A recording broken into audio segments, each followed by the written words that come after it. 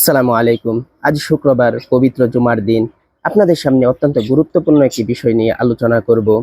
শুক্রবার দিন অর্থাৎ জুমার দিন আমাদের মসজিদগুলোতে বাচ্চাদের আনাগোনা একটু বেশি থাকে। কেউ হয়তো নিজের বাবার সাথে, দাদার সাথে অথবা ভাইদের সাথে মসজিদে চলে আসে। তারা হয়তো নামাজ কি জিনিস, মসজিদ কি জিনিস সেটা ঠিকঠাকভাবে বুঝেও না।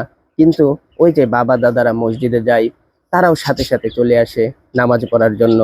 অথচ এই বাবা দাদারা মসজিদের মধ্যে ওই বাচ্চাদেরকে এনে এমন একটা বিব্রতকর পরিস্থিতির মধ্যে পড়ে যান, যা আজ নিজের চোখে দেখে আসলাম।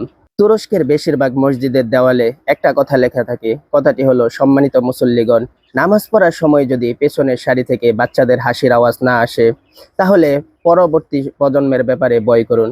কথাটি খুব ছোট, কিন্তু এর গভীরতা অনেক বেশি। নামাজে আজকে যারা সামনের কাতারে দাঁড়ান, তারাও এক সময় ছোট ছিলেন। মসজিদের পেছনের কাতারে বসে তারাও এরকম হই হুল্লোড় করতেন।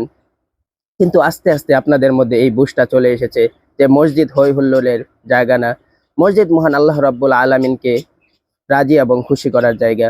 আজকে যারা দুষ্টামি করছে তারাও একদিন বড় হবে, তারাও একদিন এক মনে আল্লাহ রাব্বুল আলামিনকে ডাকবে। কিন্তু আমরা যদি তাদের তাড়িয়ে দেই, তাহলে সামনে এই মসজিদে কারা আসবে? সৌদি আরবে প্রায় অনেক মসজিদে নামাজ আদায় করার সময় একটা বিষয় আপনার নজর কাড়বে। প্রায় সবখানেই দেখবেন বাচ্চারা মসজিদে অনেক বেশি উপস্থিত থাকে। তাদের যেখানে ইচ্ছা খেয়াল খুশি মতো কাতারে দাঁড়ায়, বড়রা কিছু বলে না।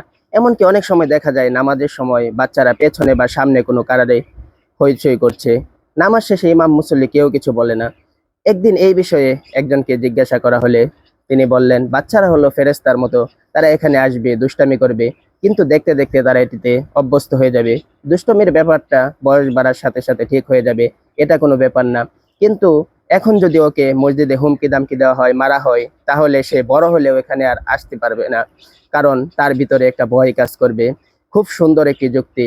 কিন্তু আমাদের বাংলাদেশে এর উল্টো চিত্র দেখবেন। নাতিকে মসজিদে নিয়ে আসার জন্য অন্য আরেকজন মুরব্বীর হয়তো তার সাথে ঝগড়ায় লেগে যায়। আর সিজনাল মুরব্বীরা তো বড় বড় মোল্লা হয়ে যায়। বাচ্চাদের আওয়াজ হলে চড় থাপ্পড় তো আছেই। হুজুররাও এটাকে এড়িয়ে যায়।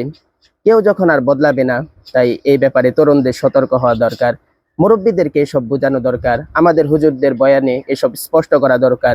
তাহলে বাচ্চারা মসজিদে আসতে আগ্রহী হবে। তাই আমাদের অনুরোধ থাকবে, যারা মসজিদে বাচ্চাদের বকাঝকা করেন, আর মেহেরবানি করে বকাঝকা করবেন না। তাদেরকে চড় থাপ্পড় দিয়ে মসজিদ থেকে বের করে দিবেন না। তাদের সাথে কঠিন ব্যবহার করবেন না। তাদেরকে ভালোবাসা দিন, কাছে টানুন, পারলে উপহার দিন। তাদেরকে মসজিদে আসতে উৎসাহিত করুন। প্রায় ইন্টারনেটে দেখা যায় বাচ্চারা বাবার কাঁধে উঠে যাচ্ছে, মেয়েরা বাবার সাথে বসে নামাজ পড়ছে। এইসব ছোট ছোট শিশুরা যখন নামাজে আসে, তখন মসজিদের সৌন্দর্য বেড়ে যায়। ফুল বাগানে ফুল ফুটলেই তো ভালো লাগে, তেমনি এইরকম ছোট ছোট ফুলেরা যখন মসজিদে আসে, তখন মসজিদও সুন্দর লাগে। তাই বাচ্চাদের প্রতি যত্নশীল হন, তাদের প্রতি অযথায় ঝামেলা না করুন। আল্লাহ তাআলা আমাদের শিশুদেরকে ইসলামের জন্য কবুল করুন। আমিন।